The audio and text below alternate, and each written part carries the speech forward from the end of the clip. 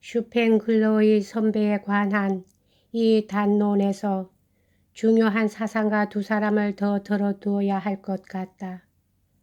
조르주 소렐과 빌프레드 파레토이다. 이 두 사람은 둘 다 이상한 반혁명적 혁명가이었다.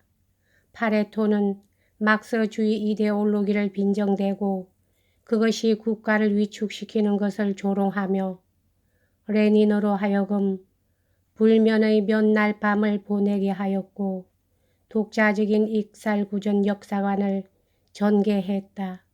즉 강자는 그 결의와 냉혹성이라는 미덕으로 권력을 잡게 되는 것이지만 나중에 대타, 교활화함으로써 억세고도 무정한 새로운 기족에 의해 축출되어 버린다는 것이다.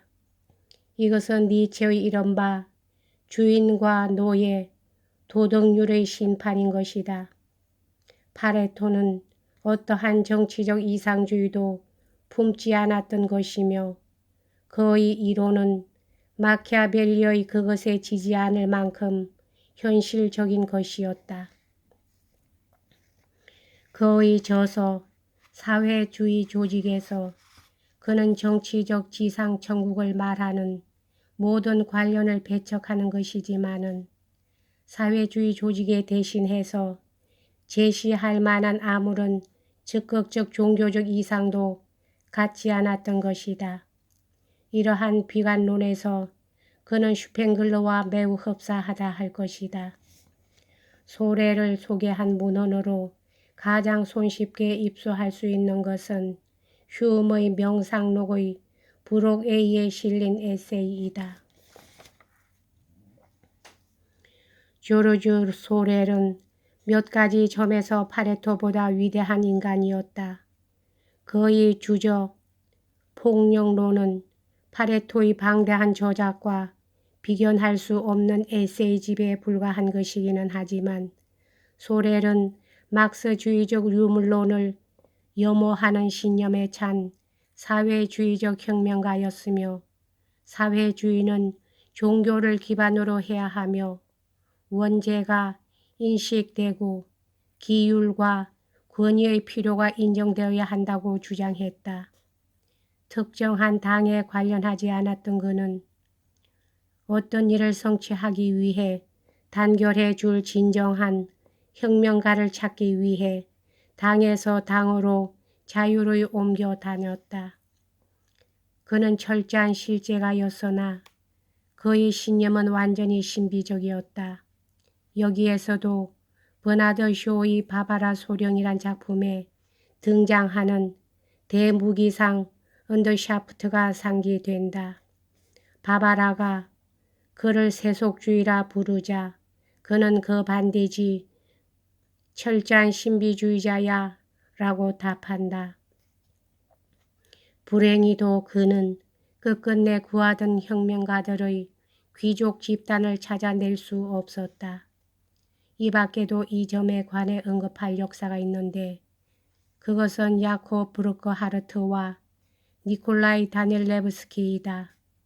브루크하르트는 바젤레 대학 시절의 니체의 친구였었는데 니체가 초인의 이론을 만드는 데에 열중함에 따라 점차로 둘이의 사이가 멀어졌었다. 브루크하르트는 아담스 형제에 못지않게 서구의 미래에 대해 비관적이었던 것이다.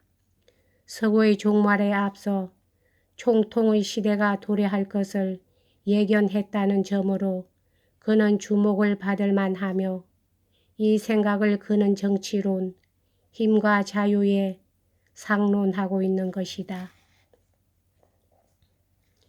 다닐레브스키는 러시아와 유럽이라는 논쟁적인 책을 쓴 생물학자 겸 식물학자이다. 동서의 논제는 구라파는 붕괴 중이며 러시아가 대신 등장 중이라는 것이며 이 다닐레브스키의 서구의 몰락에는 슬라브 제국을 포함시키지 않았지만 구라파의 목락의 원인을 분석하는 솜씨는 매우 합당하고 철저한 것이다. 그의 책이 출판된 것은 슈팽글러의 그것보다 반세기 앞선 일이나 거기에 이미 문화는 생물과 같이 제각기 한정된 수명을 갖는 것이라 주장하고 있다. 그러나 아마도 슈팽글러는 그의 책을 읽지 못한 것이 틀림없는 것 같다. 만약 다닐레브스키가 서구화 현대의 러시아가 단순히 정치적 이데올로기를 둘러싸고 미국과 으르렁대고 있는 것을 예견할 수 있었던들 그의 생각은 어떠한 것이 되었을 것인가. 아놀드 토인비의 역사의 연구는 현대에 있어서 가장 뛰어난 정신적 편력의 하나를 기록한 책이다. 이것은 또한 한 사람의 저자에 의한 것으로는 현대에서 가장 웅대한 역사 연구소이며 그 전권은 5,000항을 넘는 방대한 것이다. 이 책은 책의 방대함과 놀랄만한 박식에도 불구하고 저자가 권두에서 자인한 것보다도 한결 개인적인 것이다.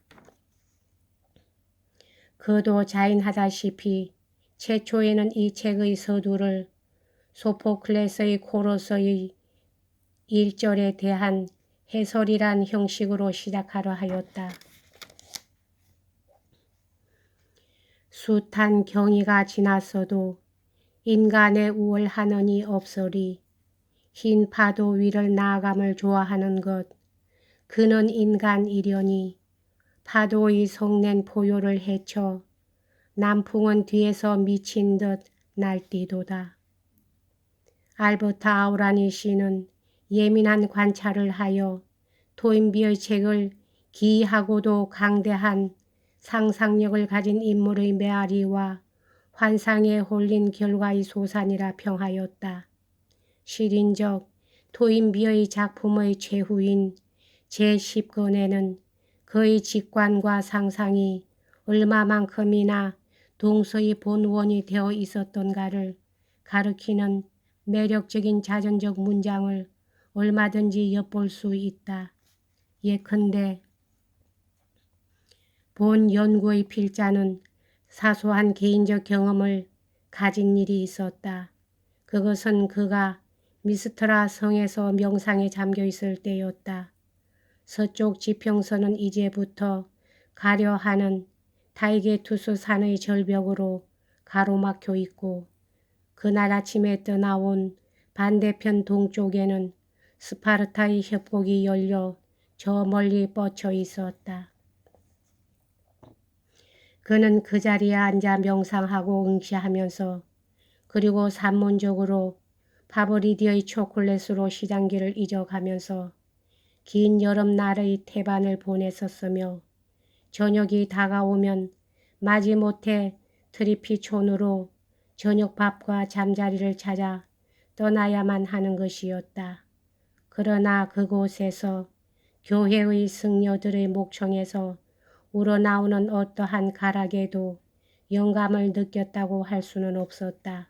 왜냐하면 아득한 저 미촌에 교회를 남겨두었기 때문이다. 그의 역사적 상상력을 활동시킨 감각 체험은 산정에 올라오는 길 근방에 놓여 있던 폐허의 광경이었던 것이다. 미스트라는 그 최고의 흉벽에 바라보이는 광대한 풍경의 여왕으로서 600년에 걸쳐 지배해왔으나 어느 4월달 아침 벼랑간 야만스런 산 사람이 쳐들어와 미스트라를 정복시켜 그 후 오늘에 이르기까지 황량한 폐허로 남게 된 것이다. 이때의 감정을 토인비는 인간의 제사 행위에 나타난 가공할 만한 죄의식이었다고 고백하였다. 이 인류의 범죄와 우행이라는 가혹한 수수께끼의 비전이야말로 역사의 연구를 낳은 영감이었던 것이다. 여기까지 하겠습니다.